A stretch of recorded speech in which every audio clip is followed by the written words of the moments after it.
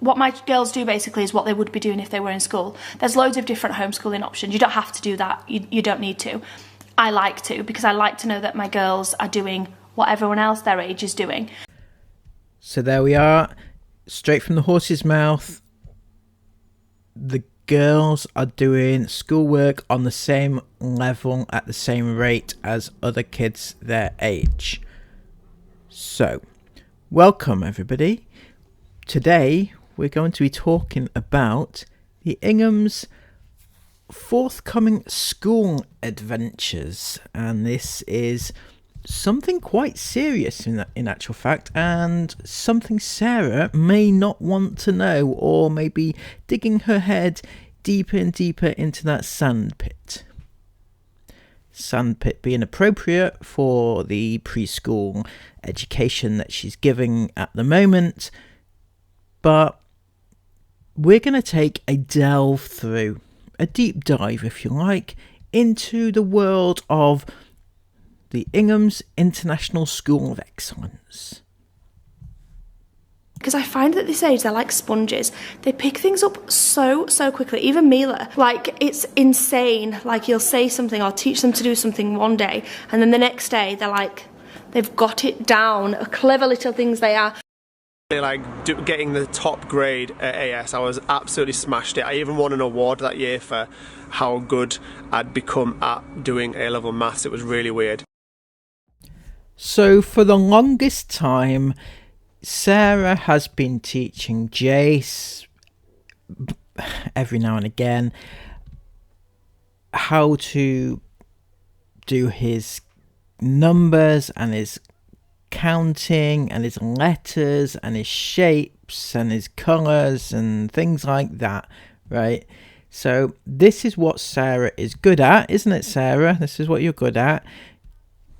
This level, you know, you love to print things out and get your worksheets and laminate them and everything like that. It's all fun to you. You enjoy that.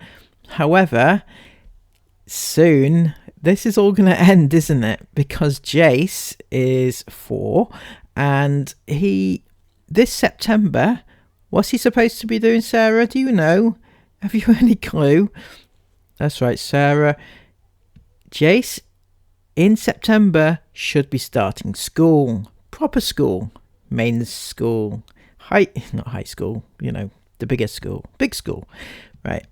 So in September, that's Jace starting school. We know that you have a different agenda to most people, Sarah. You know, you're leaving your child behind. But you know, the saddest thing about this right now is that as recently as last Monday, just gone, parents up and down the country were receiving offers of places for their kids at primary school, and this is one of the most amazing times for a parent when their child gets their first school placement. You know, imagine the pride that you would feel. Do you remember what it felt like when your older 3 first went off to school, and that feeling? You know, you're going to miss out. You've missed out. Jace should be starting school in September. Clearly he's not, unless behind the scenes, obviously, you've applied for a place, which I doubt it, because I think that you're not quite as forward thinking as that. However, back in November, this is what you said about the whole Jace going to school or not going to school situation. Always together for us. It's all he's ever known. So I feel like just being like, you know, you're going to school now and you're going to be there on your own all day long. I don't know how we'd do with that. We haven't actually made a final decision on whether Jace will or won't go to school. Right now we're just playing it by ear and seeing how things go. But yeah, I don't know. It makes me feel weird, and I don't know how he'd cope with that. So we've not really made a decision, basically, on Jace and Mila. So that was on November 21st. And at that point you hadn't decided, and sounded pretty much like you were not anywhere near having a decision made. But this was the information regarding applying for a school place for the following year. You must apply for a primary school place a year before your child can go to school. Applications open in September and close on 15th of January. Your child should be 3 or just have turned 4 when you apply. So that gives you an idea of when you should have applied. Closing date was 15th of January. Like, you made no mention of this during your little speech there. I doubt very much that you had any intention of applying, or you thought maybe you could apply just before. I don't know what goes through your mind, Sarah. So the problem we have now is that in September it's a huge start of the year, because obviously, he doesn't have to go to school. He does have to do schooling though. So that's a big leap from doing numbers, letters and shapes and colours to what you need to do now. You know, you've got to start do things like phonics and, you know, things that Sarah Ingham is not au fait with, I think. So who's going to teach him? Are you going to just send him up to his room and let himself teach himself? Is that what's going to happen in September, Sarah? Whilst you and Chris take Mila down to IKEA for the day? You know, it's going to be a problem, I think. And I'm concerned. You should be concerned too, Sarah. It's going to be difficult. Like getting the top grade at AS, I was absolutely smashed it. I even won an award that year for how good I'd become at doing A-level maths. It was really weird. And then Isla was like, not really bothered. Don't mind. She wasn't really bothered, was she? And so we said, well, it's up to you, it's your choice, and she decided to homeschool. Isla's never she's never no way, I'm never going back to school. She's always like, well, maybe I will, but I don't really want to right now. That's always what Isla. Sounds very much like Isla would just do whatever to make you happy. You know, she never wanted to come out of school in the first place, but since everybody else was doing it, she didn't want to be the only one going to school and left out of all the fun. Also, if she did stay in school, would you have been able to go on your holidays every 2 weeks? And I don't think that she would have liked to have been the one to stop all that. I think that is the crux of the matter. Now, another important thing that's happening, Sarah. An important year in September, isn't it? Because she was about to start year 7, which is high school, and it's kind of a big year. That's right, the start of high school. If she was in school, she'd be starting high school. In fact, back in March, your little high school friends would have been getting their placements and everything like that. I'm just saying, it's quite a sad time when she doesn't even get that. Also, remember when Esme had her school induction day? That would be coming up as well for Isla as well. Also, in a couple of weeks' time, it's the year 6 SATs coming up as well. So Isla would be sitting her SATs in a couple of weeks' time, along with, by the way, a lot of your other IFAM. Are you going to wish them luck or acknowledge them doing it? But I know Isla obviously is not in school. She doesn't have to do the SATs, and SATs are very controversial. But in Isla's case, I really feel like you, Sarah, could do with some indication about whereabouts she's at academically. Is she up to speed? Is she up to the standard that she's supposed to be at this stage? Because this is a very, very telling time. In fact, she should be at a certain level right now. So whatever you've been teaching her for the last few years would actually come out in the form of a test of this standard. But I'm sure you won't do that, will you? You know, it just feels like she's been kind of discarded in this respect. So I'm thinking that in September she really needs to knuckle down, because this is an important year for her. Start of high school, start of secondary education, which is the important part. Even if you choose not to send her to school, which obviously you're not, it's still an important year educationally, because it's huge.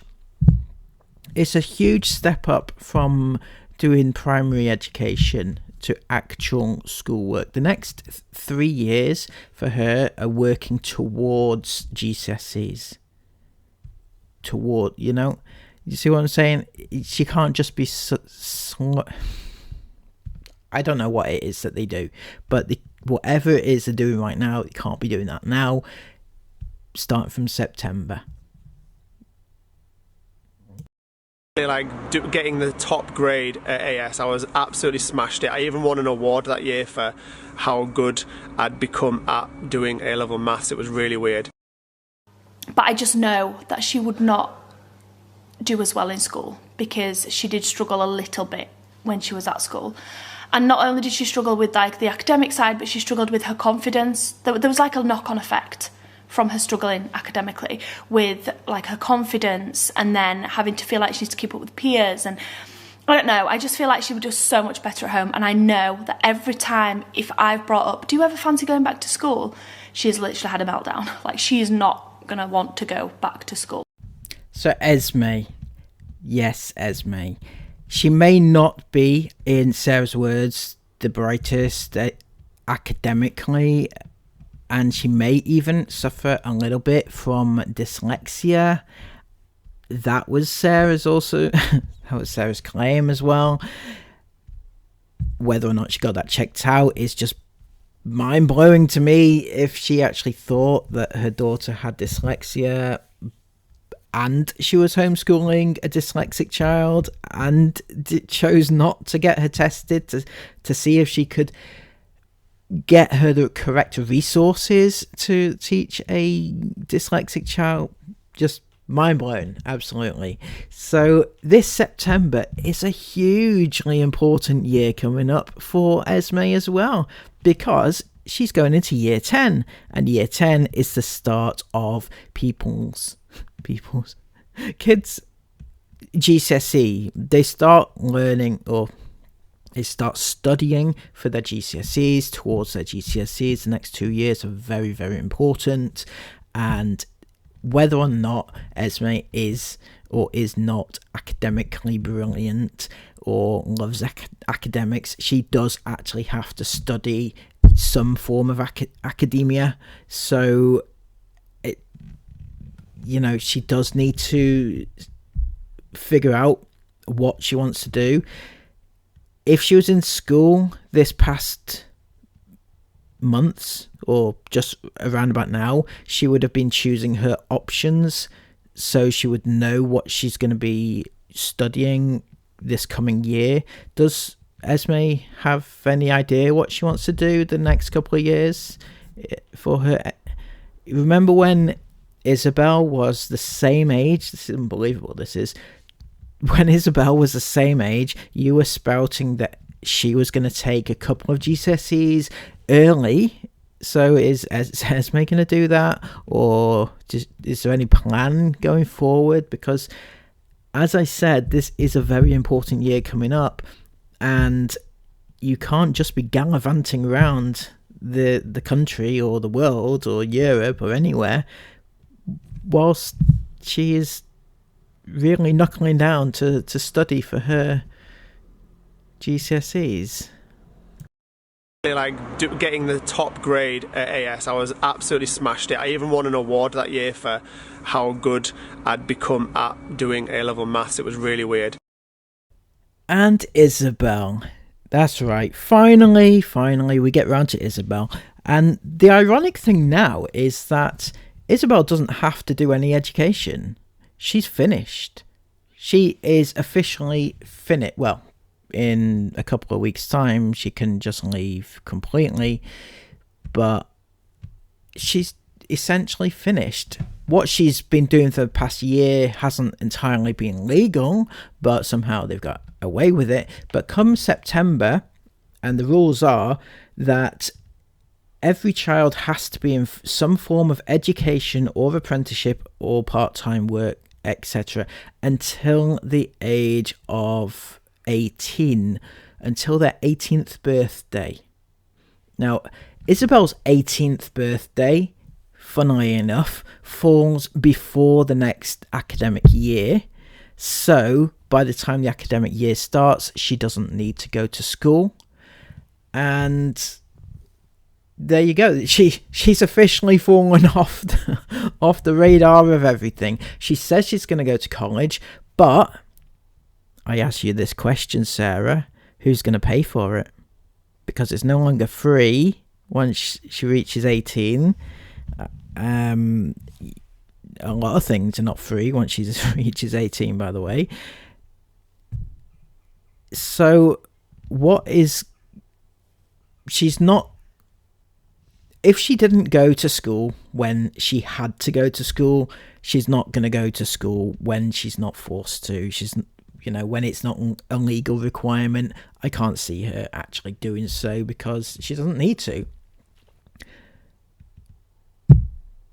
Which brings me to another point regarding who's going to pay for her education should she go for it, because she's not currently paying any national insurance contributions or anything towards anything, because right now she's not working, she's not in education, she's not signing on, so she's not claiming national insurance contributions that way. She's just doing nothing, basically, literally nothing. So she's not entitled to anything, theoretically. She, as a British citizen, she's entitled to certain things, even if she's not paying for it.